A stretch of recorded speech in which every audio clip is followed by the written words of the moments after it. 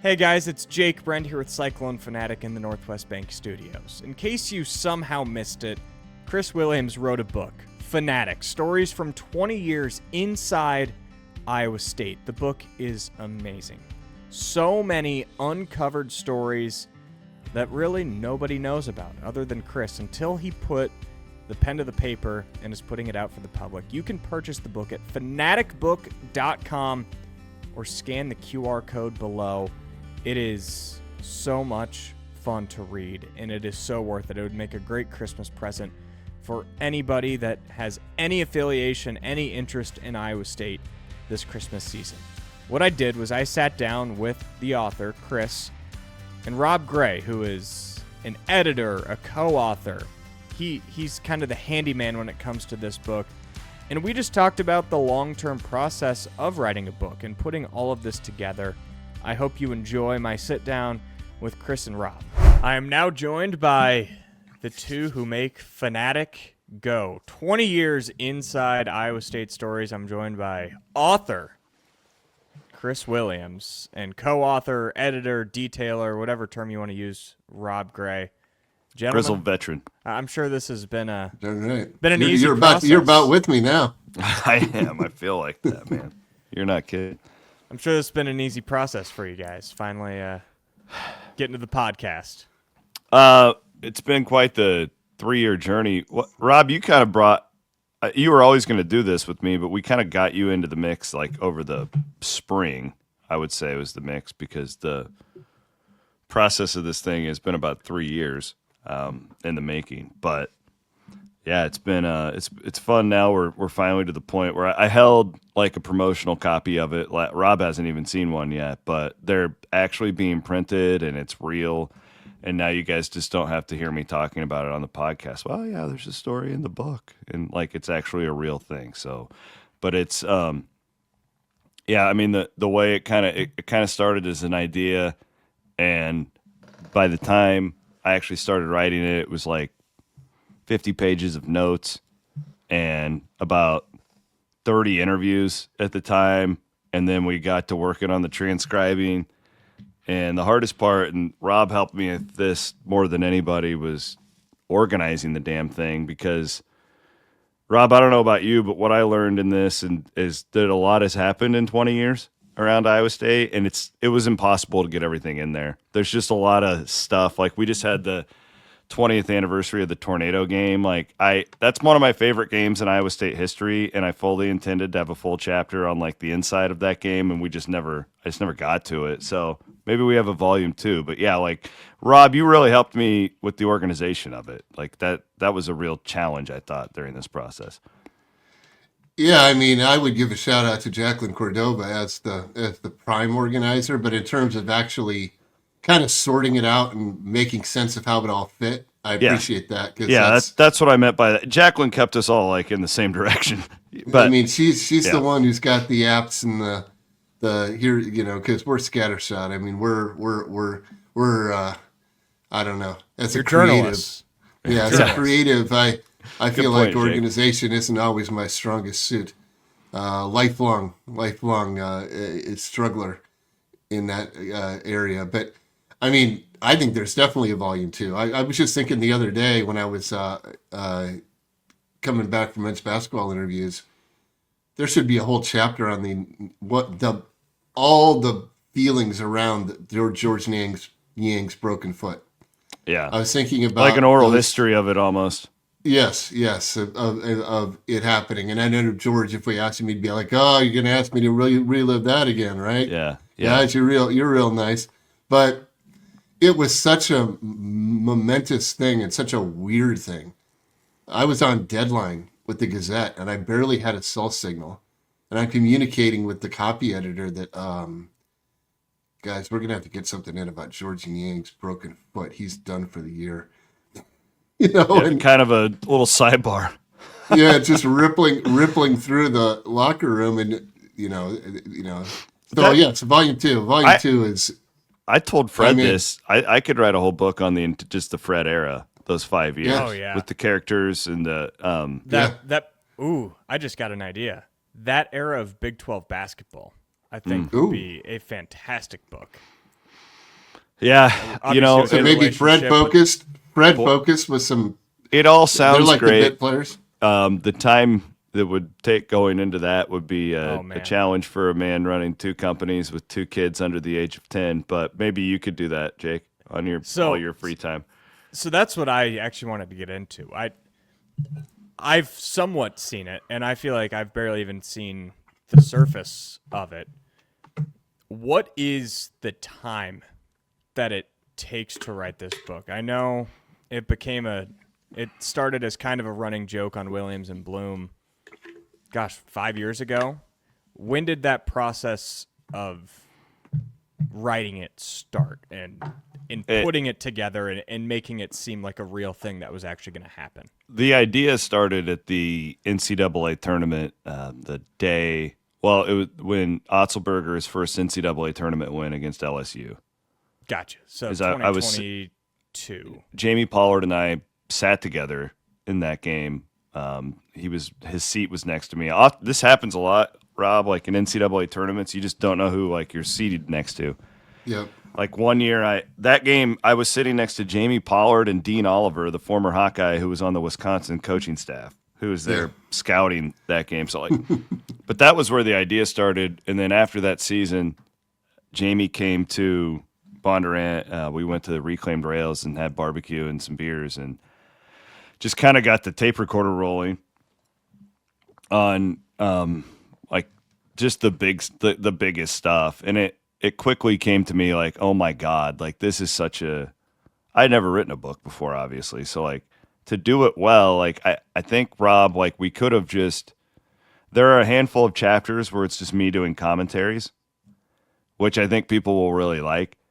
But the reporting aspect of this book was exhaustive. I mean, I bet I've read every chapter in this book from an editing standpoint 15 times at least. And then the fact checking on top of it. We had a great copy editor with the business record, Kyle, who caught all kinds of stuff. He's just a big Iowa State fan, did an amazing job. But this was, and then I had the hiatus in Omaha where all my notes got stolen.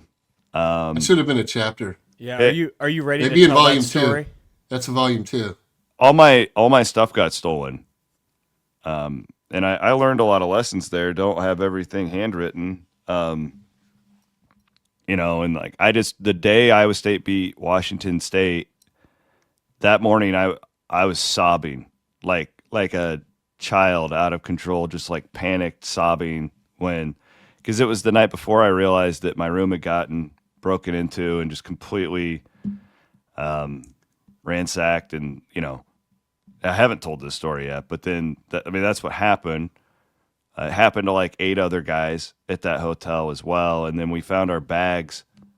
Finally, my iPad started pinging. It was like, oh, it's in range, and it had gotten turned back on, and all of our bags were in another hotel across the street, and they just happened to take the part of my bag with all of my book work in it, and it didn't get returned. So I kind of quit for about 6 months. It sucked the life out of me, and then, I had enough digitally, like the interviews and stuff, where it was like, okay, get back on the wagon. So like I would say like the real like piecing the book together, Rob, started early this spring, but I would say at that point 60% of the writing had been done. It was just we started turning it into an actual book at that point.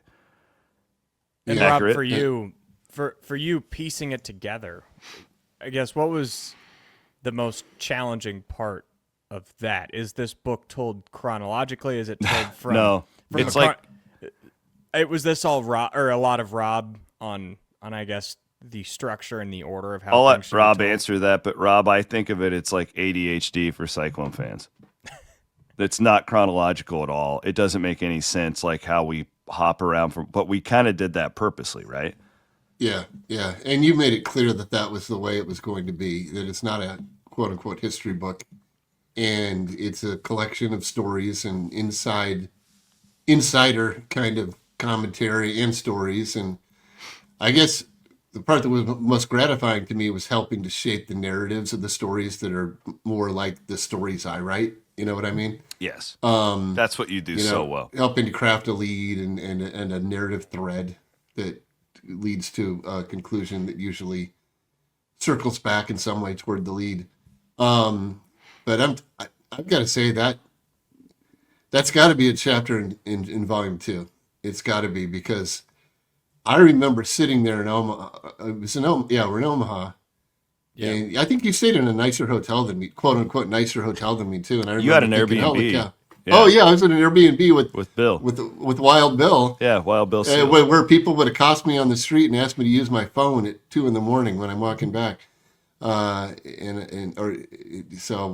just nothing happened, untoward. But I just remember sitting there being like, where the hell is Williams? What is going on? We're getting close to game time. And then you finally showed up, and you must have settled yourself. I'm just trying to imagine when you said you were sobbing like a child, what it took you to settle yourself to then be like, okay, now I'm going to go cover the game. The panic I had, because I had gone back to my room the night before after we had availability, and I did shows and stuff. Like, I had to record a bunch of podcasts, and like, because there's this part of you, it's like, did I go crazy? Well, so I know I had all my stuff, like, because I had worked there, I took a nap, and then I went and we had a game watch for the Iowa State women that were playing. Cyclone Fanatic and We Will hosted a game watch, and I was with your in-laws, Rob. Oh yeah, sitting with Becky and watching the game, and Becky's Brian and got 3 Kathy copies Shimp, and pre-ordered. like just Steve Kemp was there, just a bunch of the great Cyclone fans, and I came back after that, and all my stuff was gone, like everything, and it was like this panic, like, oh my God, like I just like, I don't, it makes me uncomfortable even talking about. When it turned up, it was across the street in another hotel lobby that I had never been at before. And you could, I don't know how to, I don't want to be offensive, but it smelled like a homeless camp. Like, everything in the bag was like anything about, like, what they did do was very smart on their end, was they returned the electronics because they can be traced. Yes. The problem was they had wiped a bunch of the stuff, and like, these were smart criminals, whoever they took anything of cash. They took meds, like my anxiety meds were gone for the weekend, like just weird stuff. That's like a brutal that. beat too for that weekend. That's a bad week for NCAA tournament weekend to lose your Lexapro.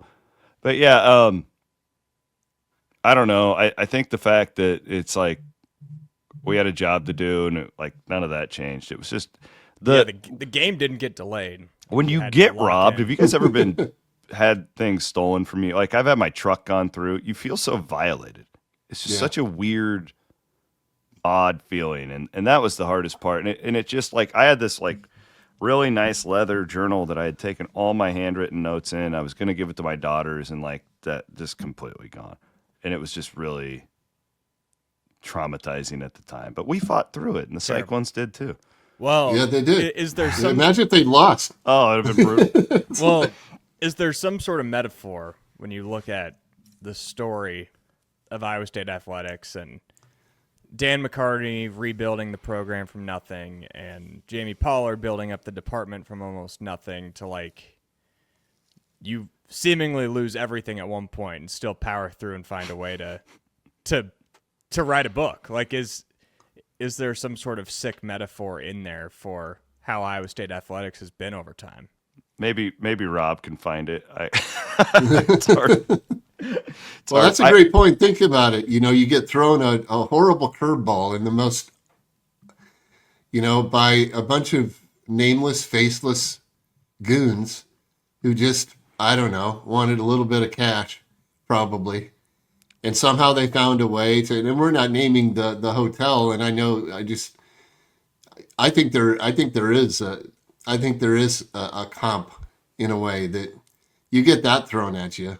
Why in the world is this happening to us, to me? And you got to pick up the pieces somehow, though, and go on. And fortunately, you still have the guts. You've got the skeleton. You got the good bones You know, Yeah, the I had notes enough. were really cool, and it was nice to have them as the accoutrement, as it And were. the other thing too that I learned in the process to make it real is that you've got to delegate and ask for help. And I couldn't have done it without Rob and Jacqueline. Like that was really when this thing started to move, was when it became less of like just on me to just write everything. Like that's one thing, but man, I've learned so much in the last 6 months about what it actually takes to put one of these things out. If I wouldn't have brought, Business Record, their custom publishing unit in, like this would still be spinning because these people have done it before. Rob had worked with them before when he wrote with Ray Cole's book. And yeah, this was a team effort by far. Like I couldn't, and I say that too with Iowa State, right? Like they didn't have to cooperate with this. Like Iowa State could have been like, no, but they were awesome. Like they gave us photos. Jamie Pollard answered every question, didn't dodge one. All the coaches were on board. My favorite part of the entire process was catching up with all these old friends, right? Like had just an amazing hour and a half conversation with Paul Rhodes, who I hadn't talked to since the day he left. And that's just one example, right? Like I cherish every time you talk with Dan McCarney, and I know Rob, I speak for him as well, because it's just he's older and you just don't know how many times you're going to be able to do that. And like the chapter I did on Mike Leach, my hero, sitting and drinking Red Bulls with Dana Holgerson was priceless, right? Like talking with Hal Mummy about like those are heroes for me. Like that's like that like to me like a football and media geek, like those guys are like what Michael Jordan probably was to kids in the 90s for me. So like that's been the coolest part, Rob, is Greg McDermott is one of my all-time favorite Iowa State figures. Didn't have the success here, but he was so gracious in that chapter about why it didn't work and so honest and could look in the mirror and take blame. And Fred Hoiberg, like that's what the one thing I'm stressing to everybody. This is not a history book because I know like Brock Purdy's barely in the book, right? Yep. If this is a history on Iowa State in the last 20 years, like how do you do that? That's criminal. So I think probably get to work on volume 2 once we get done pushing this thing out. I think I'll probably start that process. Yeah, that's started me thinking about a Brock chapter, started me thinking about a Will McDonald chapter. Oh, A yeah. lot of just so many things, go into detail with McCarney on what it was like freaking hanging out at the Forker building. Yeah. That's your practice facility. I mean, that's just insane. I played pickup ball when he couldn't play at State Gym and he couldn't play at Bayer Hall. Forker is where he went to play pickup ball. It was the last resort, and the fact that they had to make do with space in there, it's just insane. Told a story in the book about I was watching McDermott used to have a policy. I think they favored me looking back because now I think about it, I was always the only media guy there, but I could go to practice whenever I wanted, and I would go often when it was in State Gym because it was right by where I lived on campus. And those, Jake, you might be too young for this, but those heaters, the like radiator heaters in old buildings. Have you ever played in like an armory or like an old gym? That's how they used to heat these buildings, was these Like cast iron. Like a dresser-sized radiator that'd be like Yes. on the Yes. wall. And they're like burning. They're like just They're hotter burning than hot. hell. They're hotter than hell. I was at a McDermott practice. It was the same practice. I thought Yuri Balick was going to quit because Greg was so hard on him. He was just hard on big guys in general. I don't remember the player. It may have been like, I think it was that Corey McIntosh team. I don't remember the player, but one of the guards, they were playing pickup and caught himself on that heater and like burned his arm so badly. Oh my gosh. In State Gym, and point being that I think the big thing with this book, and it's specifically like with the way that it ends, is trying to paint a picture through all these stories, how far Iowa State has come since I got there, which would have been in 2003. I started actually covering the team in 2004.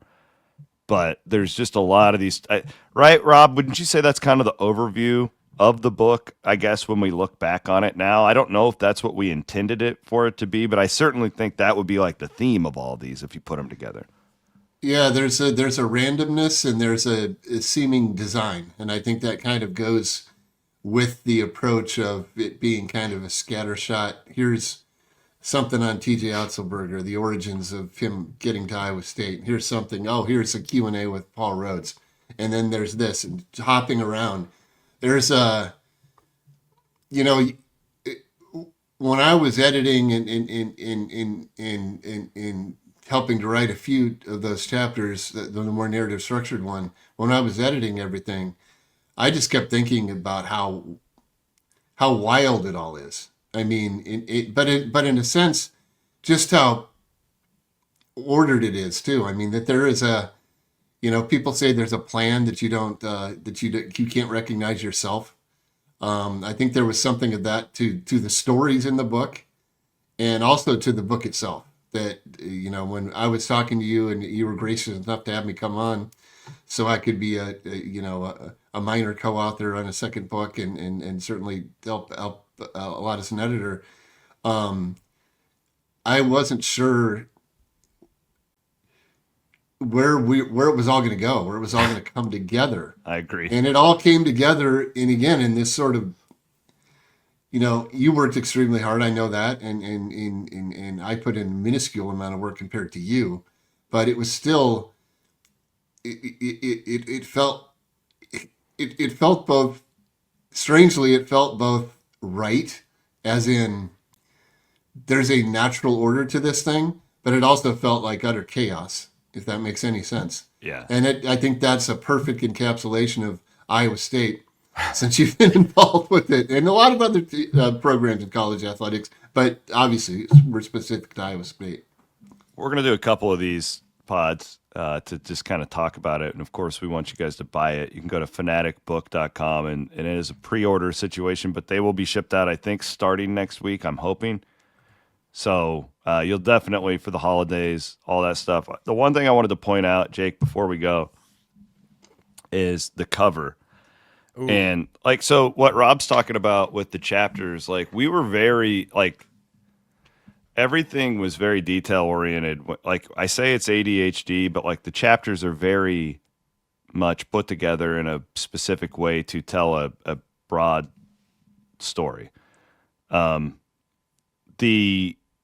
cover took forever. There was a guy named Eric Herman who does a lot of awesome work for us. He does all of our design work for Iowa Everywhere. I met him, I don't know, a year and a half ago. He's so talented with graphic design, and he's a very kind man. He what I liked about all of this is my people, Jacqueline and Rob, two people very close to me, were integral in this.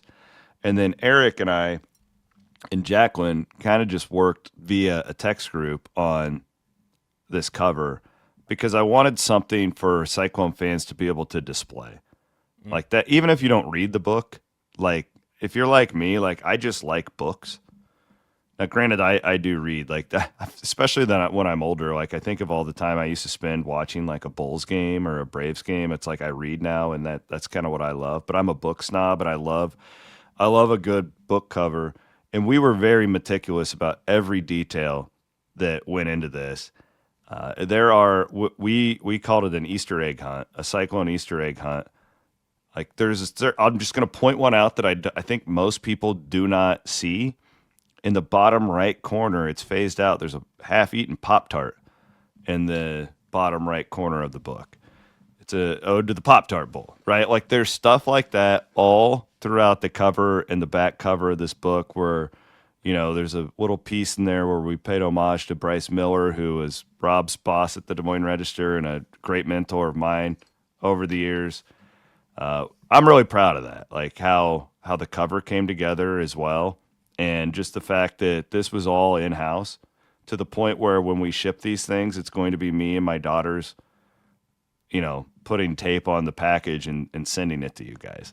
So I wanted to make sure and give Eric some love too. Cause like to me, Rob, the cover I thought the book turned out a lot better than I thought it would. Just usually these projects, you hope that's the way it turns out. And that's because of your editing. Like you make me look like a lot better writer than I actually am.